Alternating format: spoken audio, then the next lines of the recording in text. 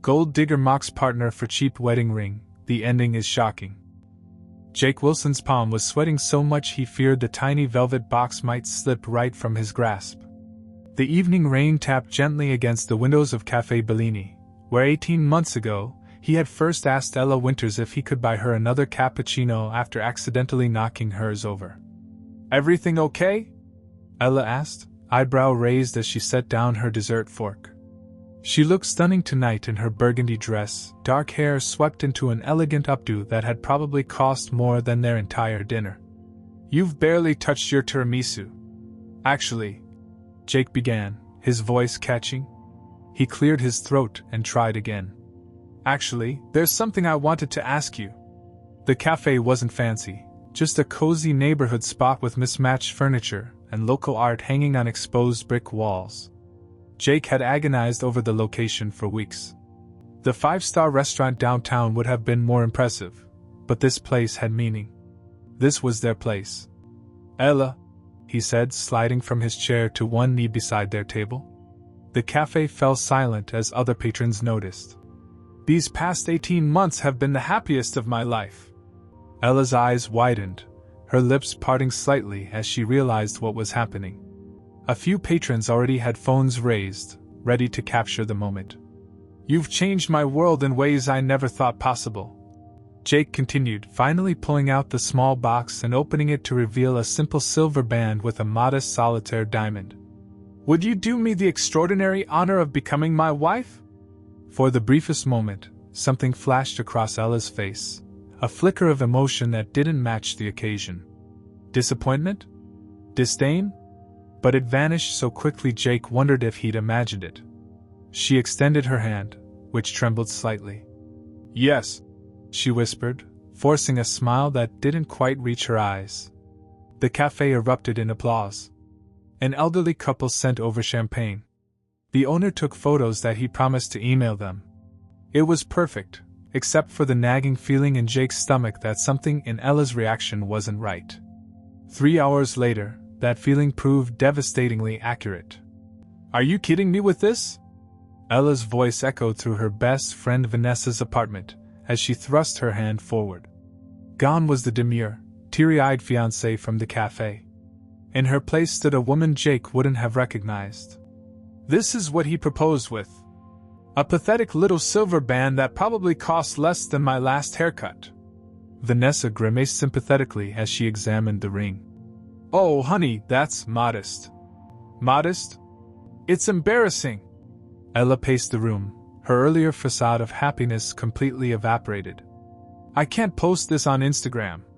My followers would think I'm engaged to a pauper. Maybe it has sentimental value?" Vanessa suggested, though her tone indicated she found this unlikely. "The only sentiment it conveys is cheapness," Ella snapped. "This ring is unworthy of my fingers. Does he even know me at all?" Unbeknownst to both women, Jake stood frozen in the hallway outside Vanessa's apartment. He'd realized halfway home that Ella had left her shawl at the cafe. Wanting to surprise her, he'd retrieved it and driven to Vanessa's, where Ella had mentioned she'd be stopping by after dinner. The apartment door had been slightly ajar when he arrived. "What are you going to do?" Vanessa asked. Ella sighed dramatically as she collapsed onto the sofa. "What can I do? I've already said yes. Everyone at the cafe saw. But I'll tell you what, this is getting upgraded before the wedding. And if Mr. Frugal can't afford it, I'll figure something out. Maybe he's saving for something else?" Vanessa offered. "A house, maybe? In what neighborhood?" "He's a freelance web developer, Vanessa. He probably makes less in a month than my dad spends on golf." Ella twisted the ring on her finger with evident dissatisfaction. "I thought by now he'd have gotten a real job. You know, something with actual career prospects." Jake backed away silently, the shawl hanging limply from his hand. The blood pounded in his ears as he made his way to the stairwell, unable to hear any more. Outside in his car, rain now pouring in earnest, Jake sat motionless. The woman upstairs, the woman who had just agreed to spend her life with him, was a stranger. In 18 months, he'd never seen this side of Ella, calculating, materialistic, cruel. Or had he? Small moments began replaying in his mind. Her hesitation when he mentioned budget-friendly vacation options, her subtle disappointment when he picked her up in his aging Toyota, her insistence on dining at new trendy restaurants even when he gently suggested more affordable alternatives. The signs had been there. He just hadn't wanted to see them. His phone buzzed with a text from Ella, "Coming back to your place tonight. So excited to start planning our future together. Love you. Red heart." Jake started the car, his mind racing. What he'd heard changed everything, and nothing. Because tomorrow, he would greet Ella with a smile, kiss her good morning, and continue as if he hadn't discovered her true colors. Not out of forgiveness or weakness, but because Jake Wilson wasn't exactly who Ella thought he was either. And now, he had decisions to make. Little did Ella know, the modest ring on her finger wasn't the test, it was merely the beginning of one. "Let me get this straight," Jake said, staring at the iPad screen Ella had thrust into his hands. $58,000? For a venue? For one day? They sat at the breakfast bar of Jake's modest apartment, morning sunlight streaming through the windows. 3 weeks had passed since the proposal, and while Jake had shown no sign of having overheard Ella's true reaction to the ring, something had shifted between them. A new awareness had taken residence in his eyes, watchful, assessing. "The Bellevue isn't just a venue, Jake," Ella corrected, the slight edge in her voice becoming increasingly familiar. "It's the wedding destination in the city. Everyone who matters gets married there." "And who exactly matters?" Jake asked, scrolling through photos of crystal chandeliers and marble ballrooms that looked like European palaces. Ella snatched back the iPad. "Don't be difficult. My college roommate, my cousin, even my spin instructor, they all had their receptions there. I've been dreaming about this since I was a little girl." Jake took a slow sip of his coffee. "I thought we'd discussed a budget of $20,000 for the entire wedding. This venue alone is triple that." "$20,000? Ella laughed, the sound sharp and dismissive. "What kind of wedding did you think that would buy? A backyard barbecue with paper plates?" "There's nothing wrong with simplicity," Jake replied quietly. "There's everything wrong with looking cheap," Ella countered. She softened her tone, sliding onto the stool beside him and resting her hand on his arm. "Jake, baby, this is our one special day. Don't you want it to be perfect?" "Perfect for whom?" Jake thought but didn't say. Instead, he asked, "What about that garden by the lake we visited? It was beautiful, intimate. And screams budget constraints," Ella finished. "My Instagram followers would think I'd settled for some bargain basement ceremony. Is that what you want people thinking about us? About me?" The question hung in the air between them. Jake's expression remained neutral, but something flickered behind his eyes, not hurt, but calculation. "I'll look at our finances again," he finally said. Ella beamed, immediately opening a new browser tab. "Perfect. Now about the dress. I've narrowed it down to these 3 designers." Over the following weeks, the pattern repeated with alarming consistency. Ella's vision for their wedding grew more extravagant by the day.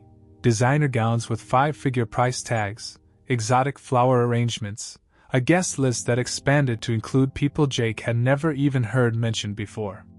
"Who is Darius Montgomery?" Jake asked one evening, reviewing the latest version of the guest list. Ella barely glanced up from her phone. "He's the CEO of Meridian Investments. His daughter went to my yoga retreat last summer. And we're inviting him because he's Darius Montgomery," Ella replied, as if explaining something to a child. "Do you have any idea what kind of wedding gift someone like that might give? Besides, it's important to have the right people there." "Right people," Jake echoed. "And what makes someone right or wrong in this context?"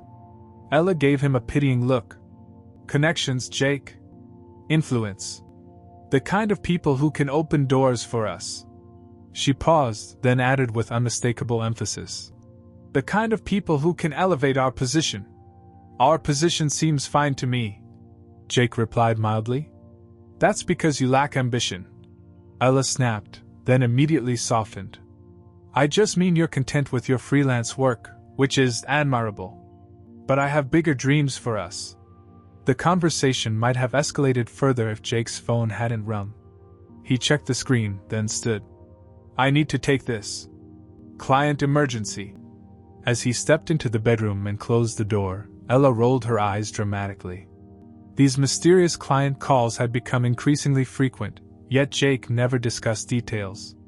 For someone supposedly devoted to transparency in their relationship, he kept his work life remarkably separate. With Jake out of earshot, Ella texted her friend Vanessa another client emergency. Probably code for I can't afford this wedding. Vanessa replied immediately. Saw Derek at Elevation last night. Asked about you. Looking good. Ella's fingers hovered over her screen. Derek Chamberlain, her ex, came from old money and new ambition. They dated briefly before she met Jake, their relationship imploding when his wandering eye became too obvious to ignore.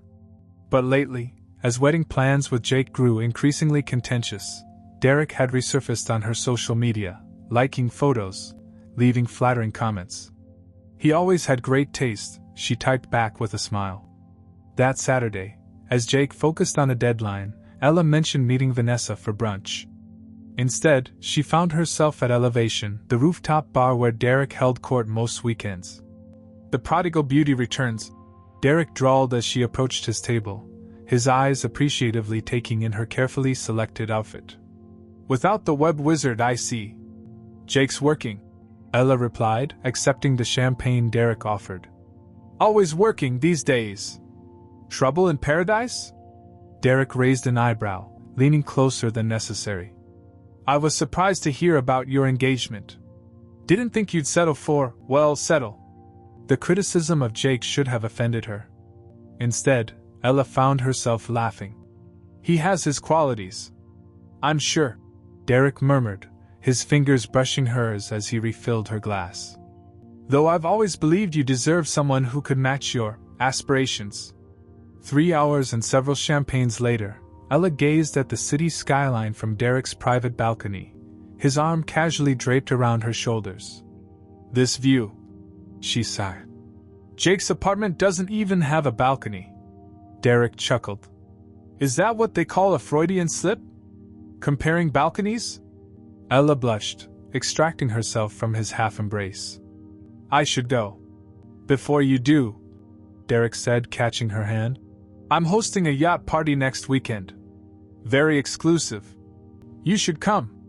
His thumb caressed her wrist where her engagement ring would have been, had she not conveniently left it at home.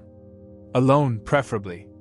Back at Jake's apartment that evening, Ella found him still working, laptop balanced on his knees, the same worn t-shirt he'd been wearing that morning.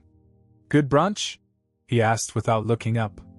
The best, Ella replied, turning away to hide the flush of guilt, or was it excitement, that colored her cheeks. Little did she know, Jake's laptop screen didn't show client work at all, but rather a detailed document titled, Project Authenticity, Phase 2 Assessment. Let me get this straight, Michael said, lowering his voice despite the privacy of their corner booth. She called your career ambitions mediocre to your face, and you're still going through with this engagement? They sat in the Summit, a discreet lounge on the 47th floor of the Archer Building, a place that Jake Wilson, humble web developer, would never frequent. But Jacob Mercer, tech titan with a net worth of $4.3 billion, was a silent investor. Jake nursed his untouched whiskey. I need to be absolutely certain. Certain of what? That your fiancé is a gold digger who despises your perceived financial status? I'd say that's confirmed. Michael Reyes, Jake's childhood friend and personal attorney, was one of only 5 people who knew his true identity. I need to know if there's anything real beneath the surface, Jake replied, his normally gentle eyes hardening as they reflected the city lights spread below. When we first met, she seemed so genuine. She laughed at my terrible jokes and remembered little things I mentioned in passing. Michael sighed heavily. How much longer is this charade going to continue? The charade had begun 3 years ago. After a particularly painful breakup with a socialite who'd been secretly selling stories about him to tabloids, Jacob Elliott Mercer, The prodigy who had built Novatech Solutions from a dorm room project into a $4.3 billion enterprise, had effectively disappeared from public life. In his place emerged Jake Wilson, a modest freelance web developer living in a rented apartment, driving a 5-year-old Toyota, and wearing off-the-rack clothes. The deception was meticulously constructed. Jake maintained his legal identity for business dealings, but Novatech was now run day-to-day by a trusted executive team. Jake conducted necessary business remotely during his mysterious client emergencies, using secure communication systems of his own design. "The board is getting restless," Michael reminded him. "They've respected your sabbatical, but the Reynolds acquisition needs your public involvement soon. And the Tech Innovators Gala is in 3 weeks. You're giving the keynote." "Perfect timing," Jake replied with uncharacteristic coldness. "That will be Ella's unveiling, though she won't know it until that night." Michael studied his friend carefully. "This isn't just about protecting yourself from gold diggers anymore, is it? This has become something else." Jake's expression remained neutral, but something flickered in his eyes.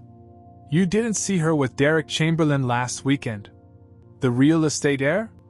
How do you even know about that?"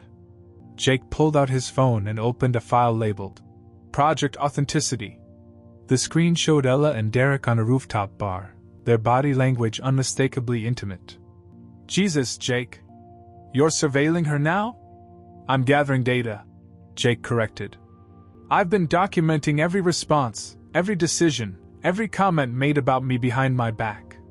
The night she mocked my proposal, the time she accidentally left me off the invitation to her friend's gallery opening because she was embarrassed by my clothes, the conversations with her mother about fixing my career ambitions after the wedding." Michael's expression shifted from concern to alarm. "This isn't healthy, man." "On the contrary," Jake countered. "It's the most objective way to understand human nature. People show you who they really are when they think the stakes are low. When Ella believes I'm just a modestly successful developer with limited financial prospects, she reveals her true character. And what happens after the gala? After everyone knows who you really are?" A small, tight smile formed on Jake's lips. "Phase 3 begins. Which is documentation of behavior patterns when previously unknown wealth is suddenly revealed." Jake scrolled through more files. "I have similar projects running with charities I've anonymously funded and with employees who don't know I'm the owner." Michael stared at his friend with growing unease. "This is beyond protecting yourself from another betrayal. This is clinical. Clarity requires objectivity," Jake replied. "For 3 years, I've lived as Jake Wilson, watching how differently the world treats a man of modest means versus a billionaire. I've compiled over 2,000 pages of observations. What about Ella? When you met her at that coffee shop, were you at least hoping she might be different?" Jake's expression softened slightly. "The first few months, I genuinely believed she might be. She laughed at my terrible jokes, remembered small details about things I liked, brought soup when I was sick. I started to think maybe I'd found someone authentic. What changed? Nothing changed. She revealed who she always was." Jake pulled up another file, a meticulously documented timeline of their relationship. "The proposal was the catalyst. When presented with a symbol of commitment that didn't meet her materialistic expectations, the facade cracked. And Derek Chamberlain? A variable I introduced to test loyalty under temptation. I had an associate mention to Ella's friend Vanessa that Derek had been asking about her, knowing the information would reach Ella. The rest she did on her own." Michael shook his head slowly. "When this is over, regardless of how it ends, you should talk to someone professional, Jake. This level of detachment isn't. It's precisely what built Novatech." Jake interrupted.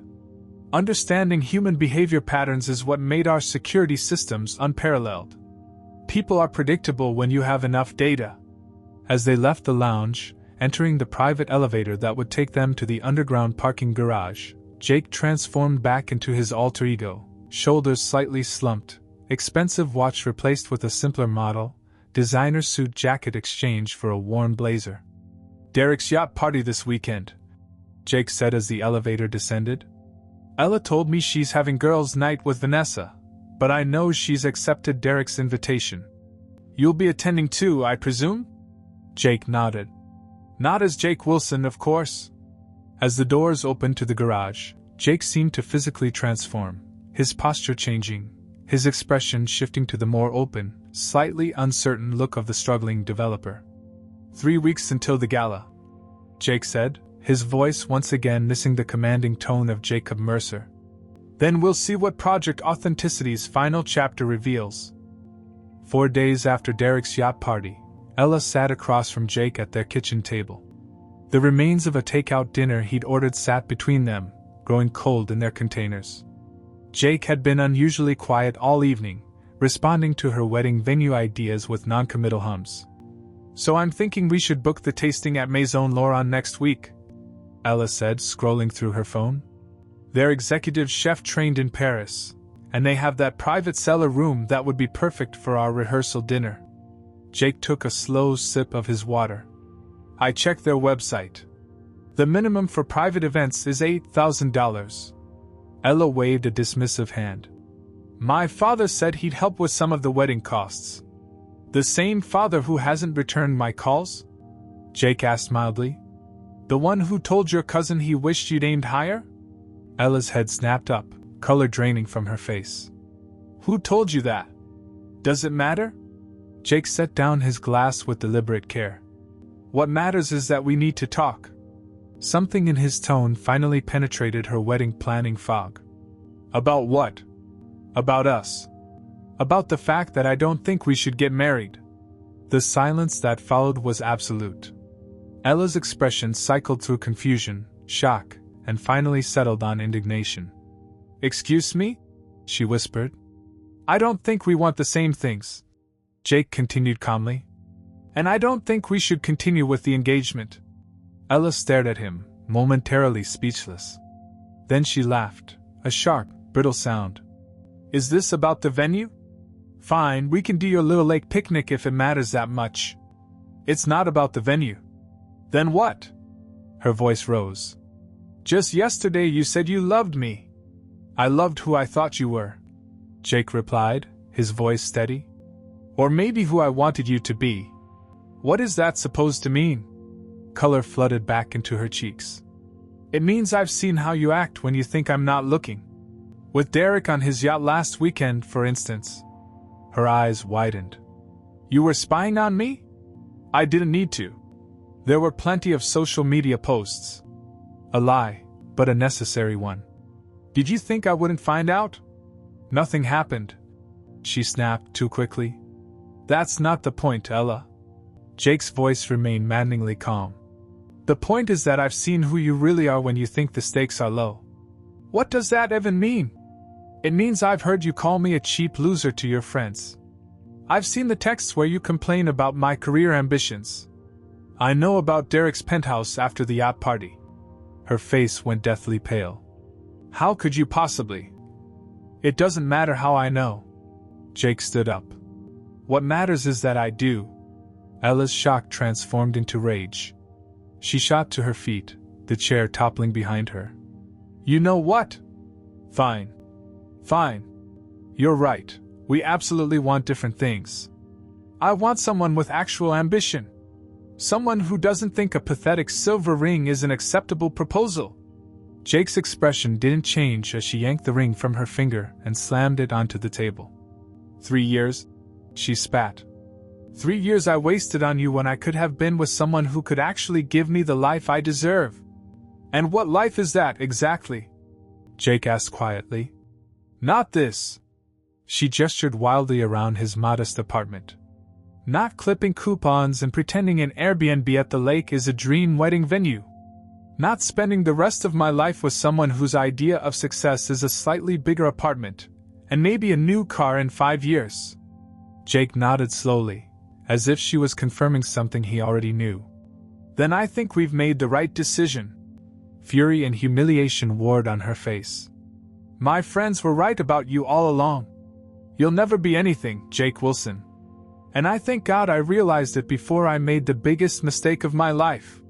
She stormed into the bedroom, emerging minutes later with an overnight bag. Without another word, she slammed the door behind her. Jake didn't move for several long moments. Then he picked up his phone, opened an app labeled Project Authenticity, and recorded a brief voice note. Phase 2 complete. 3 weeks later, Ella sat cross-legged on her friend Vanessa's guest bed, scrolling listlessly through apartment listings. After the breakup, she'd moved into Vanessa's spare room. Temporarily. Though her job as a social media coordinator for a boutique PR firm wasn't going to fund the kind of apartment she wanted anytime soon. She'd called Derek the day after the breakup, but he'd suddenly become busy with work commitments. "You've got mail," Vanessa announced, tossing an elegant cream envelope onto the bed. Ella barely glanced at it. "Probably another wedding vendor. I still need to cancel the photographer. It's not wedding stuff. It looks fancy." Curious, Ella picked up the envelope. Her name was printed in gold foil on heavy stock paper. She slid it open and pulled out an embossed invitation.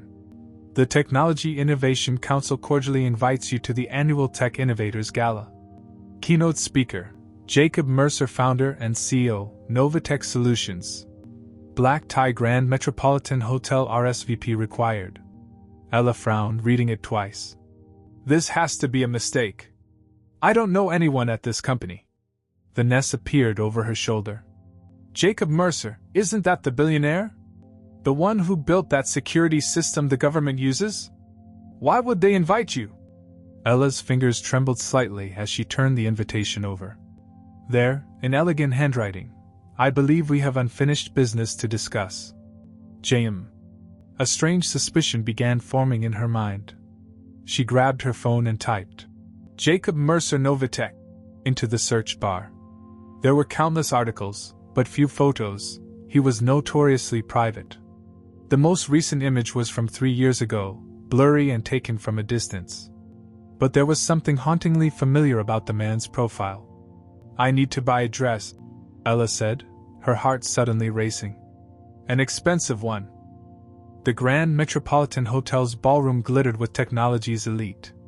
CEOs, venture capitalists, and innovation leaders mingled under crystal chandeliers, their conversations punctuated by the gentle notes of a string quartet. Their combined net worth rivaled the GDP of a small nation. Ella, wearing a borrowed designer dress that had strained her remaining credit limit, stood uncomfortably near a pillar, clutching a champagne flute. Her confidence had faltered the moment she'd entered and been scanned by the assessing eyes of genuine wealth and power. These weren't the social media influencers and mid-level professionals she usually impressed. These were people who changed industries with a meeting, who considered $100 million a modest investment. She scanned the crowd for any sign of Jake, or rather, Jacob Mercer, assuming her growing suspicion was correct. The man she knew would be awkward in this setting, probably wearing an ill-fitting suit and hovering near the appetizers. But if her wild theory was right. "Ladies and gentlemen, please take your seats for this evening's keynote address," announced a polished voice over the sound system. The crowd began moving toward rows of chairs facing an elegantly lit stage. Ella found a seat in the back, still disoriented and uncertain why she'd been invited at all. If Jake was somehow Jacob Mercer, why would he want her here after their brutal breakup? "It is my distinct honor to introduce tonight's speaker," the announcer continued as the lights dimmed everywhere except the stage. "A visionary who revolutionized cybersecurity as we know it. After selling his first company at just 23, he went on to found Novatech Solutions, now valued at over $4 billion. Please welcome to the stage, CEO and founder, Jacob Mercer." The audience rose in a standing ovation as a figure walked confidently onto the stage. Ella's champagne glass slipped from her fingers, shattering on the marble floor. There, commanding the stage with an ease she'd never witnessed before, was Jake. But not her Jake. Not the humble web developer with the modest proposals and careful budgets. This Jake wore a perfectly tailored suit that emphasized his athletic build. His posture was straight, confident, powerful. Even his voice, as he began to speak, carried an authority that the man she'd known had never displayed. "Jacob Mercer," she whispered, the name strange on her tongue. "Novatech." As the speech continued, pieces fell into place with sickening clarity. Every time Jake had claimed to be working late on a client project. Every time he'd taken mysterious phone calls in another room. His insistence on privacy and his reluctance to participate in her social media life. It had never been about being poor or unambitious.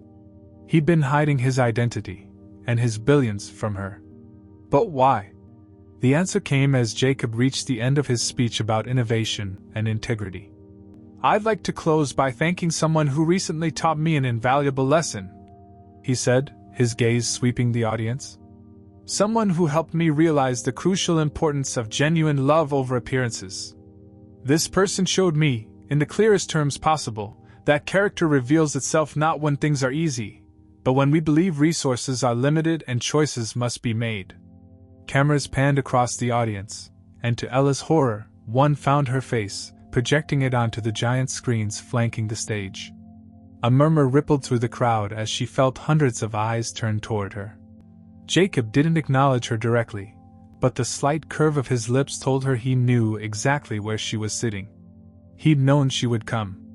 "True integrity," he concluded, "is what we demonstrate when we think no one wealthy is watching." The crowd rose again in thunderous applause as Jacob Mercer, not Jake Wilson, thanked them and exited the stage. Ella sat frozen, simultaneously crushed by humiliation and electrified by revelation. Every cruel comment she'd made about his modest apartment, every eye roll at his budget concerns, every complaint to her friends about his limited ambitions, he'd heard them all. Worse, he'd been testing her, and she'd failed spectacularly. The people around her began rising, moving toward the reception area, but several glanced back at her with curious expressions. One woman whispered to her companion while looking directly at Ella, and the man's eyebrows shot up in recognition. With trembling hands, Ella checked her phone and found it flooded with notifications. Someone had already posted a side-by-side comparison of her shocked face at the gala alongside Jacob Mercer with the caption, "Gold digger gets the shock of her life when the broke boyfriend she dumped turns out to be a tech billionaire." The post was gaining traction by the second. Still stunned, Ella rose on unsteady legs. She needed to speak to Jacob, whatever his name was. If she could just explain, make him understand it had all been a misunderstanding. But as she moved toward the backstage area, she spotted him across the room, surrounded by admirers and industry leaders. For a moment, their eyes met across the crowd. He gave her a small, knowing smile, not unkind, but carrying a finality that crushed her last hope. Then he turned away, focusing his attention on the elderly man speaking animatedly beside him. The message was clear: the experiment was over, the data collected, the conclusion reached. And Ella had just become the cautionary tale that would dominate social media for weeks to come. "Mr. Mercer will see you briefly," the security guard informed Ella after checking his tablet. "Follow me." Ella's heart hammered as she was led through the crowd of tech elites, acutely aware of the whispers and sideways glances following her path. Her phone buzzed relentlessly in her clutch, notifications from the viral video of her shocked face already spreading across every platform. The security team escorted her to a small private lounge adjacent to the main reception. When the door opened again minutes later, Jacob Mercer, the man she'd known as Jake Wilson, entered alone.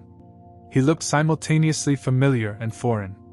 Same face, same build, but everything else, his posture, his presence, the custom tuxedo that emphasized his athletic frame, belonged to a stranger. "Jacob, she began. "Jake is fine," he interjected, his voice gentle but distant. "That's my actual name too. Was any of it real?" Her voice cracked despite her determination to maintain composure. "Us? Or was I just some experiment?" Jake studied her for a moment. "The first few months were real. I was living as Jake Wilson when we met. I'd been doing it for almost a year by then, trying to find connections that weren't based on wealth or status. Then why continue the lie for so long? Because over time, I noticed changes. The way you'd sigh when I mentioned budget constraints. How you'd strategically forget to include me in social media posts at certain events. Those small dismissive comments about my career ambitions. His eyes held hers steadily. I needed to know if you loved me or just the future you thought you could shape me into. The ring, Ella whispered, realization dawning. That modest silver ring was deliberate. He nodded. A test. I wanted to see how you'd react to something meaningful but not expensive. The memory of her vicious words to Vanessa about the pathetic ring flooded back, bringing fresh shame burning to her cheeks. You had no right to manipulate me. She tried, summoning indignation through her embarrassment. I didn't manipulate you into mocking me behind my back, he replied calmly. I didn't manipulate you into flirting with Derek Chamberlain when you thought I wouldn't know. I simply presented myself without the trappings of wealth and observed your authentic responses. The brutal truth silenced her protest. I could have accepted disappointment about the ring if you'd been honest, he continued. But you weren't disappointed with the ring, you were disappointed with who you thought I was. With my perceived value. A light knock interrupted them. A striking woman with intelligent eyes and a warm smile entered, wearing a simple but elegant black dress with subtle diamond earrings. I'm sorry to interrupt, she said, but the foundation director is waiting for your announcement, Jacob. Thank you, Rachel. Just another minute. The smile Jake gave the woman carried a warmth Ella had rarely seen, certainly never during their wedding budget discussions. After Rachel withdrew, Ella grasped at her last hope. Jake, please. I made terrible mistakes. I was shallow and foolish, but I've learned my lesson. She stepped closer, touching his arm. We could start over. I would love you for you now. I understand what I lost. For a moment, something flickered in his eyes, perhaps a ghost of the affection he'd once felt. But it vanished quickly. Rachel interviewed me for Tech Quarterly 8 months ago, he said quietly, when I was still living as Jake Wilson. She spent 3 hours asking thoughtful questions about accessible web design for small businesses, not knowing who I really was. She treated the freelance developer with the exact same respect she would have shown the billionaire. The implication hung heavily between them. You're together? Ella managed. We started dating 3 weeks ago. After you and I ended things. His tone was gentle but firm. She knew who I was by then, but her behavior toward me had already revealed her character. Jacob. Rachel had appeared at the doorway again. Coming now. Jake turned back to Ella. I wish you well, truly. I hope this experience proves valuable. As he walked away, Ella's desperation peaked. What am I supposed to do now? That video is everywhere. My reputation is a reflection of your choices, he finished, not unkindly. Just as mine is a reflection of what I've built, not what I own. Left alone, Ella checked her phone with trembling hands. The viral moment had exploded online. Her social circle was publicly disavowing her, including those who had encouraged her to leave, that underachiever, weeks earlier. Even Derek Chamberlain had posted. Never knew Ella Winters well. Just a casual acquaintance. Wishing Jacob Mercer continued success. Through the door's window, she watched Jake and Rachel navigating the room together, their natural partnership evident to anyone watching. He whispered something that made her laugh, a genuine laugh, not the calculated social titter Ella had perfected for networking events. A notification appeared, her boss requesting an urgent meeting tomorrow morning. Being publicly identified as the gold digger who dumped a tech billionaire wouldn't enhance her career in public relations. As Ella slipped out a side exit to avoid further humiliation, she caught a final glimpse of Jake. He was listening intently to an elderly man with a kind face, giving him the same focused attention he'd once given her when she talked about her dreams. Dreams that had always centered on what she could acquire rather than who she could become. In that moment, Ella finally understood. She hadn't lost a wealthy man but a genuine one. Not financial security, but a person who had wanted to see her authentic self, only to discover it was the least valuable thing about her. Outside, as her rideshare pulled away from the glittering hotel, Ella watched the city lights blur through her tears. Meanwhile, inside, Jake continued his evening unburdened, finally free of both his deception and the woman who had loved only the persona she'd imagined he could become.